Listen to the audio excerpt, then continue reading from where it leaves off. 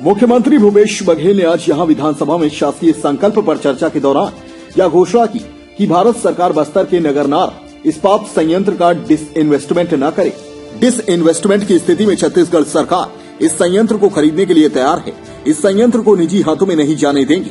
छत्तीसगढ़ सरकार इसे चलाएगी।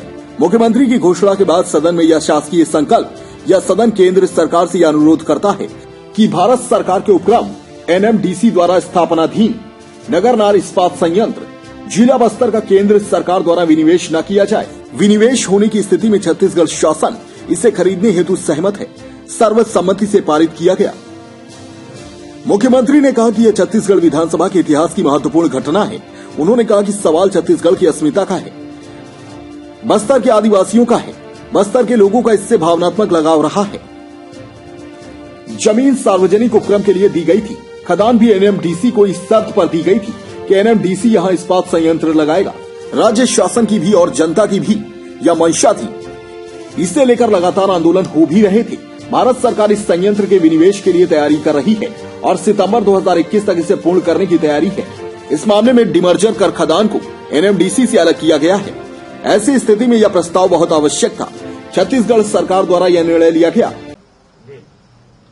शीतकालीन सत्र का आज 17वां हुआ और इसमें बहुत सारे मुद्दे जहां किसानों से संबंधित और अन्य विषय आए और उसमें सत्ता पक्ष के द्वारा पूरा जवाब भी दिया गया।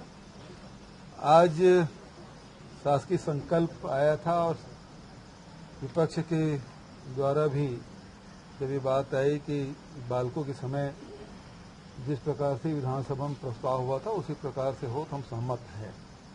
तो आज जो प्रस्ताव पारित हुआ है उसको मैं कहना चाहूंगा, यह सदन केंद्र सरकार से यह अनुरोध करता है कि भारत सरकार के उपक्रम एनएमडीसी द्वारा स्थापनाधीन नगरनार इस्पात संयंत्र जिला बस्तर का केंद्र सरकार द्वारा विनिवेश न किया जाए। विनिवेश होने की स्थिति में छत्तीसगढ़ शासन इसे खरीदने हेतु सहमत है।